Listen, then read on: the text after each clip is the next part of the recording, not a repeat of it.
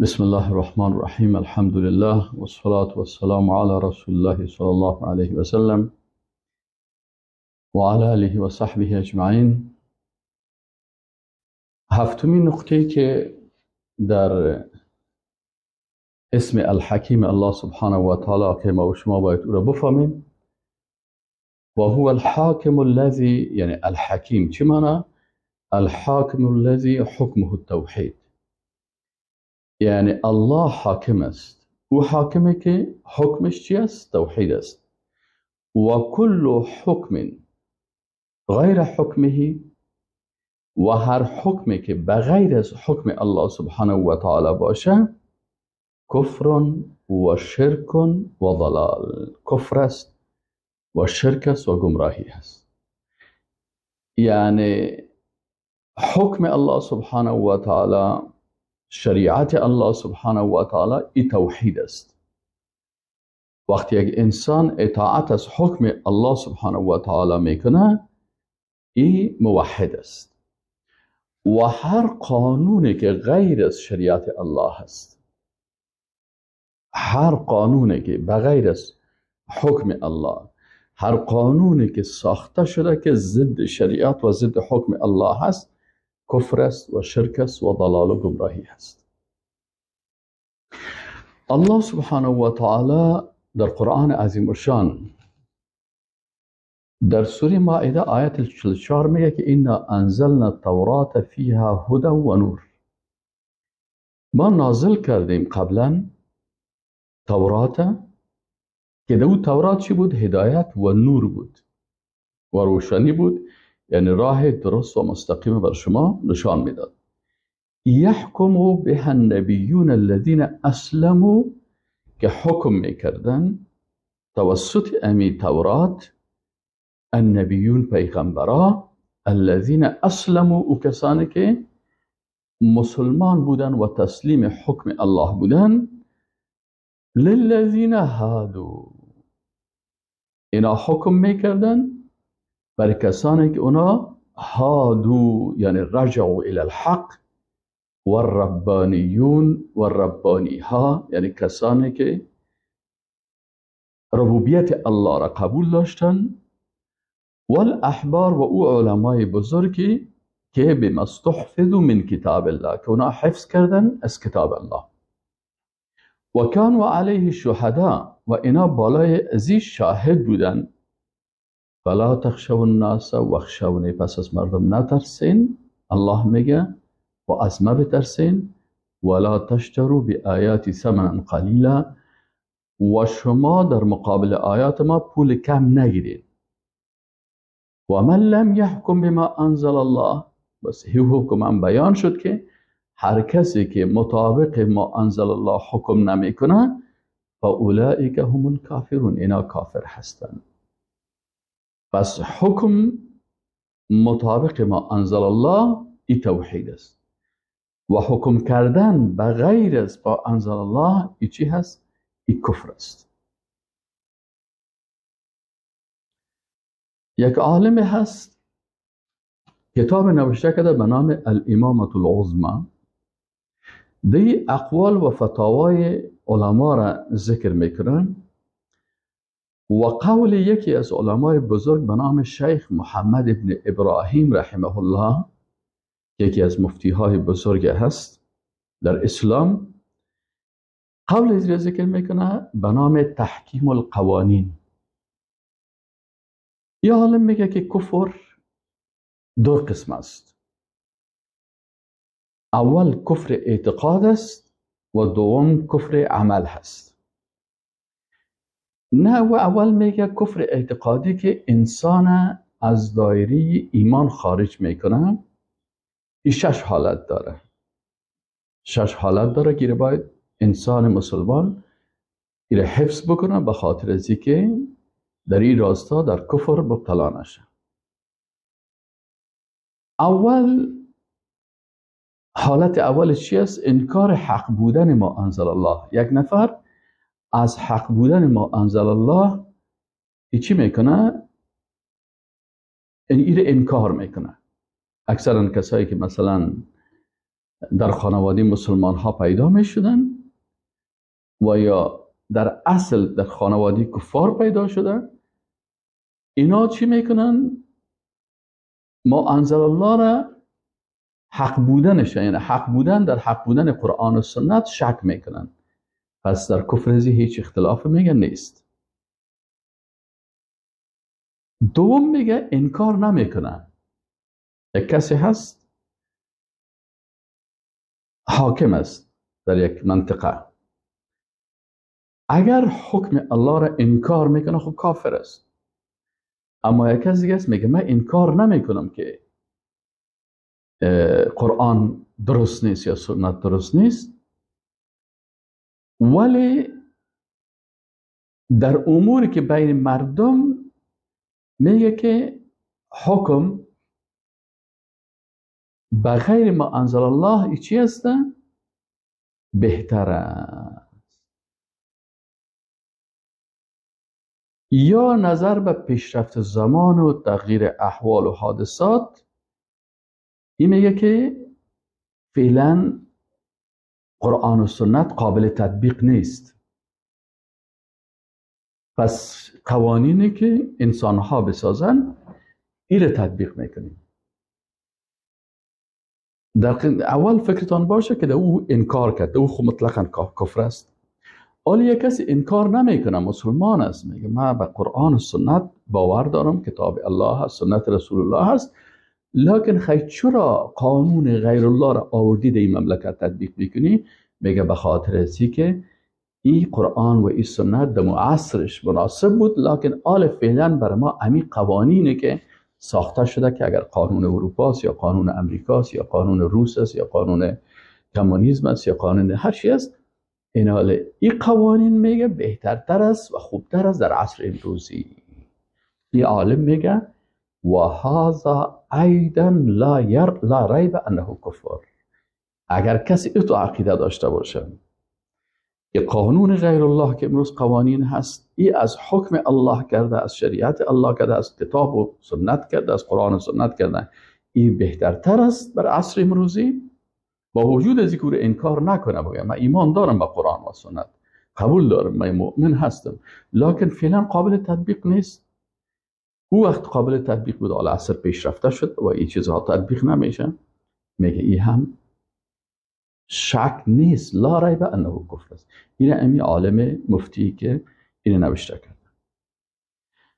سوم نقطه ای است که میگه برتریتش عقیده نمیکنه،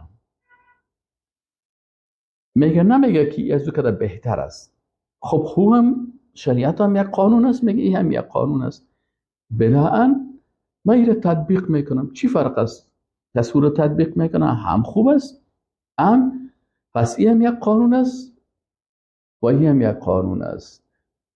فهذا، این عالم چی میگه؟ میگه حکم ازی چی هستی کسی که گفه میزنه؟ میگه فهذا کن نوعین اللذین قبله، میگه یه مثل او دو نوع اول وارث فی کونه کافرا الکفر الناقل عن البله، که ای کافر میشه لکن کفر که ناقل عن الملت است، که ایره از دین میکشه. لما یقتدیه ذلك من تسویت المخلوق بالخالق. ای چرا کافر میشه؟ میگه به خاطر از اینکه ای تسویه کرد بین خالق و بین مخلوق، بین حکم الله و بین قانون مخلوق چی کرد؟ مساوات قرار داد. پس ای هم کافر شد.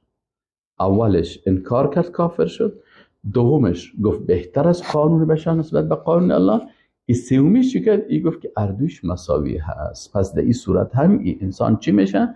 میگه ای کافر شد به خاطر ازی که ای بین حکم خالق و حکم مخلوق، قانون خالق و قانون مخلوق چی کرد؟ مساوات کرد. پس در این صورت هم ای کافر میشه.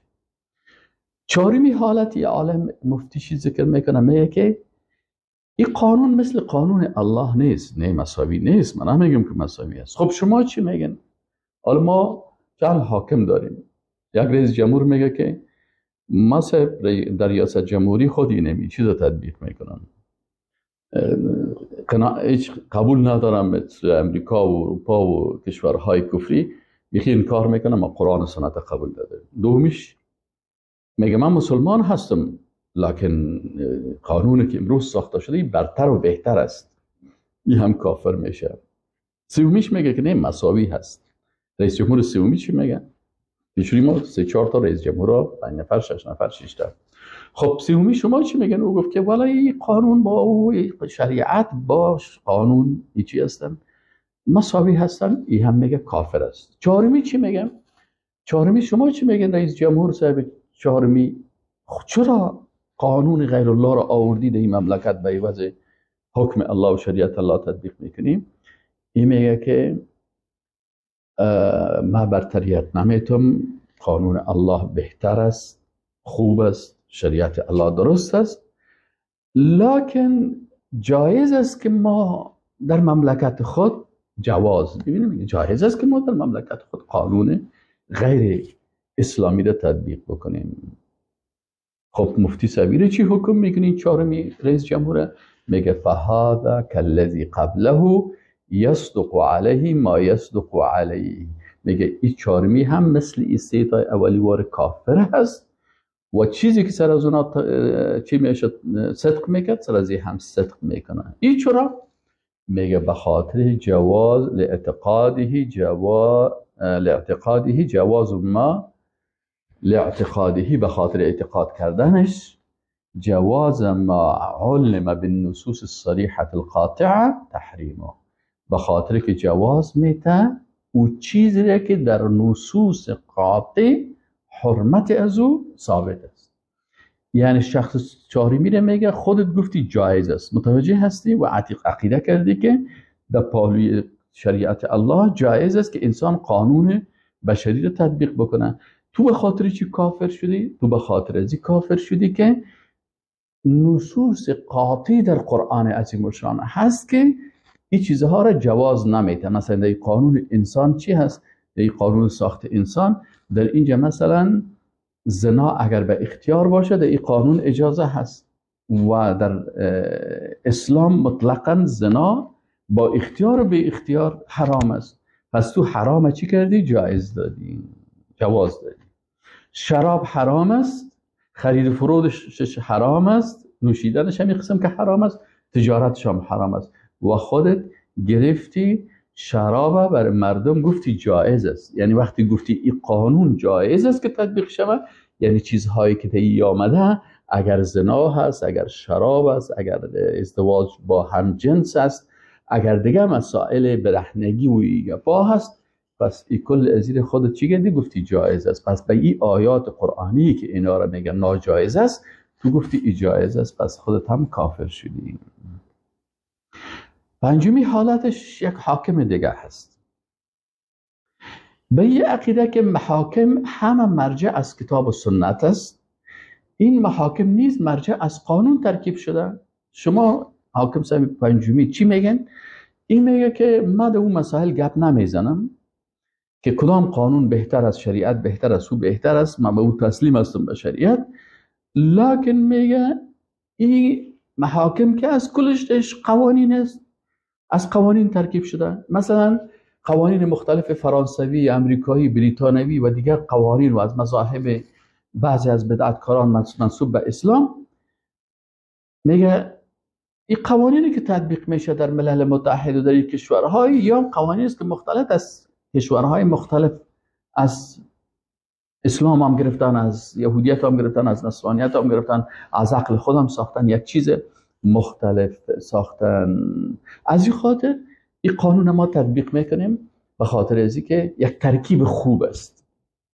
یا عالم میگه فای کفر فوق هذا الکفر. تو پنجمی هم کافر هستی از این که چی کفر میشه. و ای مناقضه للشهاده بان محمدا رسول الله بعد هذه المناقضه. بعد از این که تو میگی محمد رسول الله هست، از این که چی نقص میاد در این کلمه که تو خواندی، یکی از نواقض ایمان است که تو میگی والا ما قوانین ترکیب شده اروپا و امریکا و آسیا و اسلامی و فلانی کل زیر ما چی میکنم؟ تطبیق میکنم. پس این هم به نظر این عالم به فتوایش این کافر است. ششم یک کسی هست میگه من رئیس جمهور نیستم. شما چی کار هستین؟ میگه من رئیس قبیله هستم. خب شما چی میگن؟ این میگن که من اونمو قوانینی که پدرای ما تطبیق کرده، مثلا در بین پشتو زبان قانون پشتو هست، در بین تاجیکا امو فرهنگ و تمدن قدیمی تاجیکی هست و در بین عرب ها امو قوانین قبل از اسلام عصر جاهلیت است. پس این قوانین پشتو و این قوانین دری و این قوانین انگلیس و این قوانین ترک ها و این قوانین عرب هایی که قبل از اسلام هستن، کل از اینا قوانین چی هستن؟ اینا بقایای احکام جاهلیت قدیم هستن.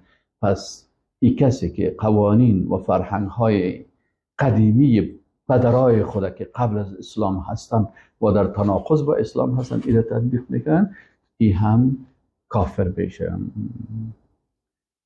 چرا؟ به حکم جاهلیت ای تسلیم شد. مثلا در اسلام قصاص هست، در شریعت الله. در قوانینی که مثلا قبل از اسلام هست میگن در این قوانین بعد از مثلا یک نفر قتل کرد، میگه 3 دختر برش بده، 3 دختر برش میده از فامیل مقتول برای قاتل. خلاص اونو 3 دختر اونا میگیرن، به همراهش نکاح میکنن، هر ظلم میکنن، هر جنایت میکنن، اونا میکنن و خلاص قصاص نیست. به عوض قصاص به عوض چیه؟ بعد از بعد چی شد؟ ایره بعد میگن. بنابراین این قانون جاهلیت است. این 6 حالتی است که انسان از دایره ایمان میکشد. چرا؟ سقف اصلی حکم شریعت الله بود، این سقف وسو کرد، عوضش سقف جدیدی که قانون غیر الله هست این آورد نصب کرد. به هر حالتی که نصب کرد، اگر گفت که قرآن قبول ندارم هم کفر است، و اگر گفت که این قانونی که آل ما آوردیم این از شریعت کردم، این سقف جدید ما این بهتر است، دهی هم کفر است. اگر گفت که نه بهتر نیست، این هم جایز است، این هم جایز است، دهی هم چی است؟ کافر میشن. و ده این حالات 6 گانه که ما شما گفتیم. نوع دومش کفری هست که انسان از ملت خارج نمیکنه. او چه قسم است؟ او حالتی هست که سقف دور نکرده، این حاکمی که هست، یعنی امو شریعت است تطبیق میشه، مثل زمان خلفای اموی، مثل زمان خلفای عباسی. اینا شریعت الله را تغییر نداده بودن. متوجه هستین؟ شریعت الله چه وقت تغییر کرد؟ در زمانی که خلافت اسلامی در بغداد سقوط داده شد، عوض از او این سقف خلافت برداشته شد. چنگیزخان، قانون هولاکو خان، نواسی چنگیزخان این رو اوسو کرد و عوض شریعت الله قانون جدیدی را آورد که او قانون الیاسق یا الیساق میگفتن. اینی هست. حالا هر کسی که الیاسق و الیساق قبول میکرد، این علما گفتن که این کافر هست. اما نوع دومش چه قسم است که مثلا در زمان، متوجه باشین در این مسائل انسان باید امو چیزهای تاریخی را در نظر داشته باشه. از زمان رسول الله صلی الله علیه و سلم تا سقوط خلافت اسلامی توسط هولاکو در بغداد، در چند قرن کلش سقف شریعت الله هست. هر حاکم که میایه، هر خلیفه که میایه میگه من شریعت الله را تطبیق میکنم. اما مشکلش چی هسته؟ این حاکمی که شریعت الله را گذاشتن، این خود شخصی یک گناه میکنن. این نوع دوم میگه. متوجه هستین؟ نوع اول که او 6 حالتی که حاکم از دین میکشه و کافر میسازه، او کدام 6 حالتی هست؟ او 6 حالتی هست که حاکم قانون شریعت وسو انداخت، سقف وسو کرده و عوضش سقف جدید به نام قانون غیر ما انزل الله، قانون انسانی را اینجا آورده، جای به جای کرده و امونیت هایی که مختلف داشته. او حالاتی که سقف وسو کرد، سقف جدیدی را، قانون جدیدی را آورد، جا به جای ازی کرد، این کفر است. اما یک نفر هست که این سقف غرض نگرفته، مثلا در اموی ها، در عباسی ها، کلشان چی میگفتن؟ ما شریعت الله را تطبیق میکنیم، در محکمه، در قضا، در کل جای حکم الله هست. این 92 است. آل این سقف تغییر ندادن، متوجه هستید؟ این سقف تغییر ندادن، لکن چی کرده؟ لکن خودش شخصی گناه میکنه. 92 این میگه کفری که از ملت خارج نمیکنه. این در کدام حالت است؟ این در حالتی که حاکم به خاطر شهوت و خواهشات نفسانی در یک قضیه مخالف ما انزل الله حکم میکنه. حاکم شریعت دور نکرده، شریعت الله هست، لکن در یک مسئله که هست، مثلا خودش به عوض از اینکه مطابق شریعت حکم بکنه، زمین یک کسی را میگیره، مال مردم است، مال مردم حرام است، این میگیره، این زمین نفر میگیره، حکم میکنه که این زمین از بچه کاکای ما باشه. ولی حاکم چی هست؟ این گناهکار است. چرا؟ به خاطر از اینکه این شریعت الله را دور نکرد، خودش گناه شخصی کرد. ببینید یک نفر زنا را حلال میگه و زنا میکنه، این کافر است. اما یک نفر دیگه میگه زنا حرام است و ناروا است، زنا کرد، پس این کافر نیست، این گناهکار است، گناه کبیره. این حاکمه که شریعت تغییر نداده، شریعت هست، اما خودش یک حکم کرد که او به شریعت برابر نیست. زمینی یک کسی را گرفت خورد، یا گناه کرد، یا زنا کرد، یا مثلا در یک جای حکم الله را تطبیق نکرد. اینجا باز چی میشه؟ در اینجا و کتبنا علیهم فیها ان النفس بالنفس، مثلا قاضی هست، نفس به نفس، عین به عین، انف به انف، قصاص است. فمن تصدق به فهو كفر ومن لم يحكم بما انزل الله فاولئک هم الظالمون. اینجا کافر نگفته، گفته این ظالم هست. چرا؟ این خودش اسلام قبول داره، لکن در اثنای قضاوت چی کرد؟ بی‌عدالتی کرد. ایوازی که قصاص بکنه، حکم زیر چی کرد؟ دیگه حکم دیگه کرد. پس این گناهیت شخصی است. در این صورتی رو میگه کافر نمیشه. علامه ابن ابوالعز حنفی رحمت الله علیه یک عالم هست. این میگه و هنا امر یجب ان یتفطن له. میگه از نگاه اعتقادی بحث میکنن، میگین چه یک کار هست که باید انسان دقیق شود. و هو ان الحكم بغیر ما انزل الله قد يكون كفرا ينقل عن المله.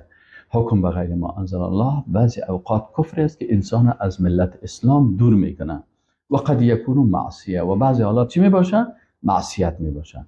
کبیرتا او صغیره، یا گناه کبیره میباشه یا گناه صغیره. و یکون کفرا اما مجازیا و اما کفرا اصغر علی القولین المذکورین.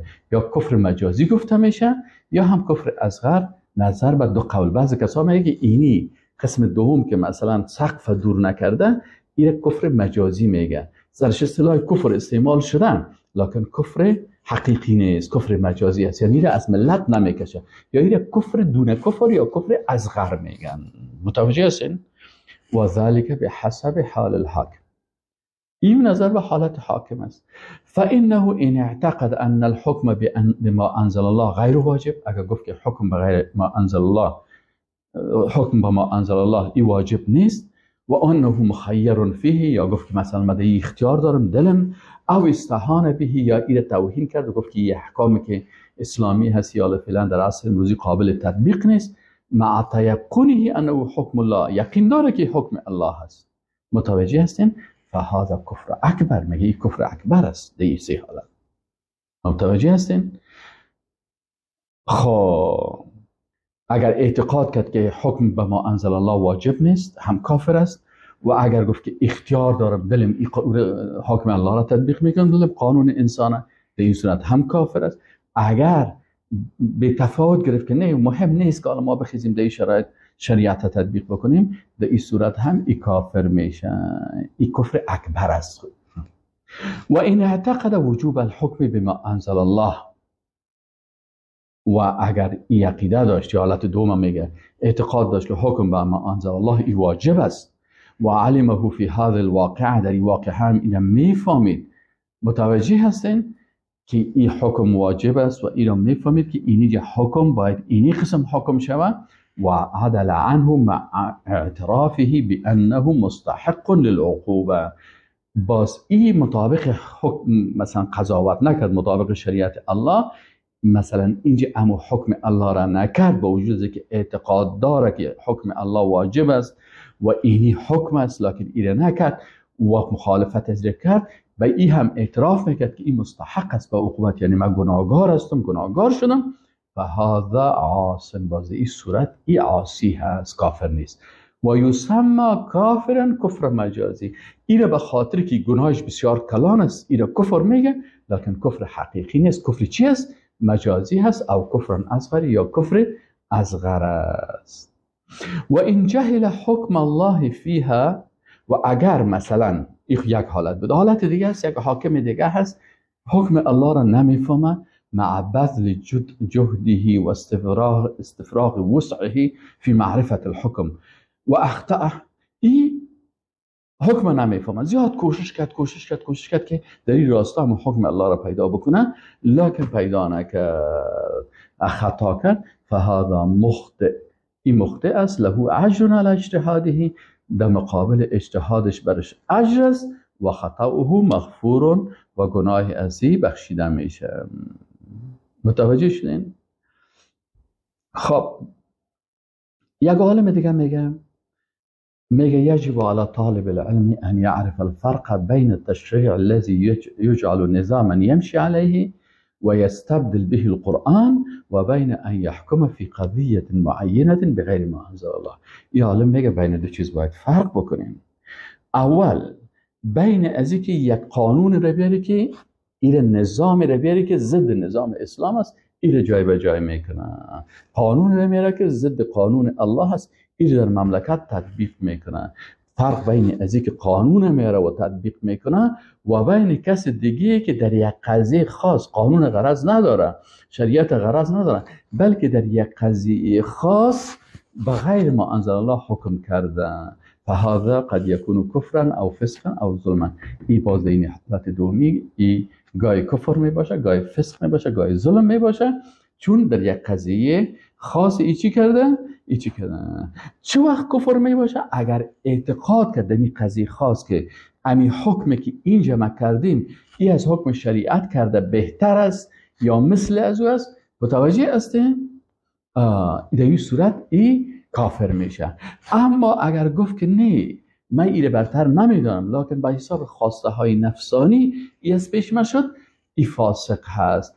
و یکون ظلما اذا اراد مضرة المحکوم علیه، اگر میخواست به خاطر از این حکم سرزی کردن که برای این ضرر برسانه به این محکوم، و ایره با ظالم هست. پس در این حالت خب ایناله مفتیان اسلام در مورد چگونه فتوا صادرند؟ در کتاب رکن الفتاوا و فتاوا العقیده که تالیف مجموعه از علما هست، در این مورد حکم صادر میکنند که و من لم یحکم ما انزل الله، هر کسی که مطابق ما انزل الله حکم نکرد، استخفافاً که او را مثلا استخفاف کرد که شریعت آل به درد نمیخوره، یا مثلا احتقار تحقیر کرد که آل فعلا وقتش نیست، او اعتقادا ان غیره اصلح، یا گفت قانون دیگه از اینکه بهتر است، و انفع فهو کافر کفرا مخرجا عن المله، در این صورت ای کافر میشه که این از ملت میکشد. و من هؤلاء، از این جمله کسایی هستند، من کسان هستند که یدعون للناس تشریعات تخالف التشریعات الاسلامیه، بعضی کسایی میگه هستند که قوانین را میسازن که ضد شریعت الهی اسلامی هست، لتکون منهاجا یسیر الناس علیه، بازی قانون اساسی جدید جور میکنن که این ضد شریعت الله هست، میگه مردم مطابق از اینمی زندگی بکنن. فإنهم لم يدعوا تلك التشريعات المخالفة للشريعة الإسلامية، میگه امی کسایی که قانون دیگه را آوردن که غیر شریعت الله هست، این قانون اساسی برای خود ساختن، قانون جور کردن، این میگه ناوردن مگر الا وهم يعتقدون انها اصلح و انفع للخلق. چون این قانون غیر الله را آورده این مملکت خود تطبیق میکنن، میگه به خاطر که میگه این خوبتر است و منفعتش بیشتر است نسبت به شریعت الله. إذ من المعلوم بالضرورة العقلية والجبلة الفطرية، میگه با دلایل عقلی و فطرت سالم، ان الانسان لا يعدل عن منهاج الى منهاج يخالفه، میگه انسان از یک منهج به منهج دیگه، از این راه شریعت به این قانون انسانی میگن نمیره الا هو یعتقد فضل ما عدل الیه. چی میگه؟ پس ما که این قانون آوردیم حتما این فضیلت میده که این از شریعت الله کده بهتر است و نقص ما عدل عنه و نقص از این میگه، یعنی میگه از نگاه عقلی و از نگاه فطرت این میفهمیم که یک کسی یک قانون اوسو میکنه و یک قانون دیگه میره جاگزین از این میکنه، 100% هر قانونی که باشه این قانون اوسو میکنه این قانون جدید میره به این خاطر میره که این قانون اولی رو میگه که نقصان داره، پس این قانون دومی رو آوردم که این خوبتر است و بهتر است نسبت به این قانون اولی، مثل که ما و شما میفهمیم. این حال مثلا در بسیاری جای هست یک قانون یک جای می باشه 10 سال بعد 20 سال بعد این قانون جدید میاره، میگه چرا؟ میگه عالی این قانون جدید که است این خوبتر است از این قانون کرده و این قانون اولی که است این نقصان را داشت. حال امی کار اگر یک نفر در مقابل شریعت الله را اوسو میکنه و ایوازش قانون انسانی را میاره، اهمی دو گپ به هم هست، یعنی به ایمانا که شریعت ناقص میدانه و قانون انسانی را اصلح و انفع میدانه و در این هیچ شک نیست که انسان با این عقیده کافر میشه. متوجه هستین؟ این بودن که نظریات علمای اسلام که در این راستا خدمت شما تقدیم کردیم. 8مین نکته و هو الحاکم الذی تعتبر اطاعت حکمه من لوازم توحیده که انشاءالله بعدا میخوانیم. و السلام علیکم و رحمت الله و برکاته.